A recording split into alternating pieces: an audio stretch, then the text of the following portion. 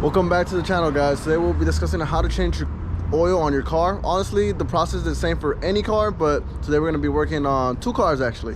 We're going to be working on my 2017 Dodge Challenger RT and 2005 Corolla XRS. You're going to notice that both cars it's just literally the same process, just that maybe different bolts. The process is exactly the same, and it should be for almost any car. All right, guys, so this is what you're going to need. Obviously, you're going to need a jack to lift up your car.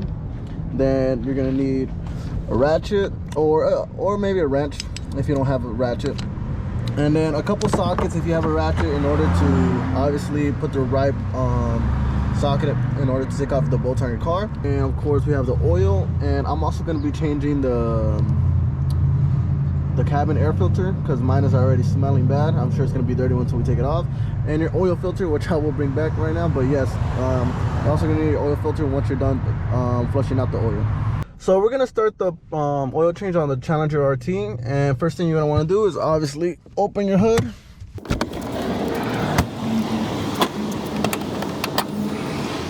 Once you open your hood, you're gonna want to take the oil cap off, and then make sure you have 520 oil for your Challenger RT.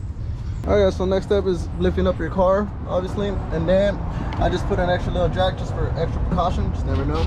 Be safe, guys. And yeah, so we got the little setup ready basically. Alright guys, so here for the Challenger RT, usually it will have a cover that you're gonna have to take off, or you're gonna have to take off 4 bolts, but mine's I do not have. I removed it a long time ago. It was bugging me because every here and there I'm working on my car and having to move it just got annoying. But yeah, you're gonna have to take out the cover with a 10 millimeter socket or wrench. And after, you're gonna need a 13 millimeter to take off the oil plug, which is located right over here. So let me show you real quick. So looking at the tire, you get to the tire and then you go towards the axle, and literally the oil plug is gonna be right here. That's the oil plug right there. And then we're gonna want to take it off.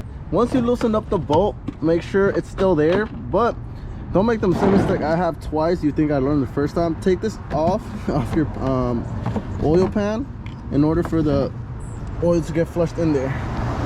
Once you have the oil plug loose, you're gonna slowly turn it, and if your car is hot, make sure your car has not been driven for at least an hour. That way you don't burn yourself, because the oil will be hot if you've been driving your car.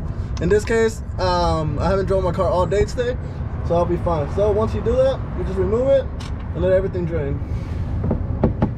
Now while it's draining, it should take like a good 10 minutes. So you let that happen, and then we're gonna take off the oil filter. The next thing you want to do is gonna take off the oil filter, which is located right over here. And usually some of them are really hard, but you don't want them to be hard. So mine's, I think I'm gonna be able to take off my hand, because what you do, you always have to lube up the new one. So I always make sure I lube them up, and it should be tightened. However, it shouldn't be almost impossible to take off. So I don't usually need a tool, but hopefully we don't today either, and it should be able to come off with some force.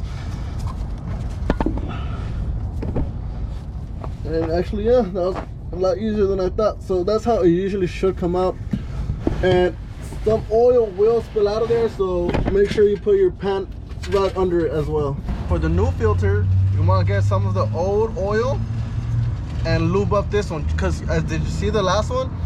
This one wasn't too hard to take off, because you always lube it up well in order for it not to get super stuck for the next time you take off the oil once again. Alright guys, just like that, you want to lube it up a little bit and make sure it's ready to be put on. Next thing, just put it on.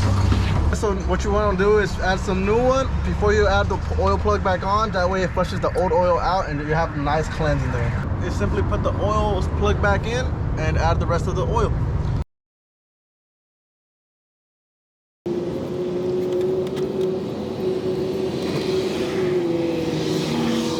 We're done. I already put we're done with the oil. We added all the entire oil, and now you just close it up and you're done. Now it's time for cleanup, but just a little bonus, we're actually going to change my cabin air filter, and it should be pretty fast too. It's a simple process. The hood's already open. You should need to have it open.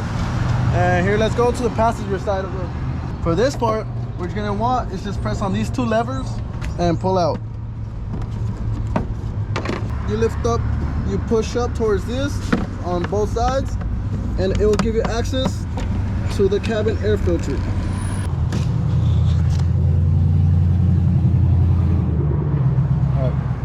All right guys, make sure when you guys are putting the new one, just like this one, you're gonna want the arrows facing that way, because that's where the airflow of the cabin air filter is going to. Okay, so the airflow for this one is going this way, so make sure it's gonna be, I'm gonna make sure it's gonna flow that way.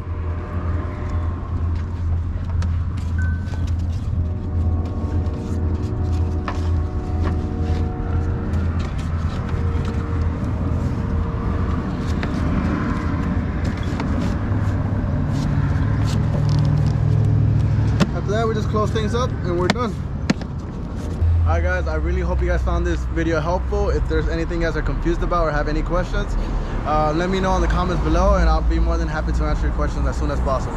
Thank you guys for watching, and stay tuned for the next videos. And right now I'm gonna make my cousin do the next Orchard on my Corolla XRS, and maybe I'll get some footage of that and see how he does. All right guys, have a good one.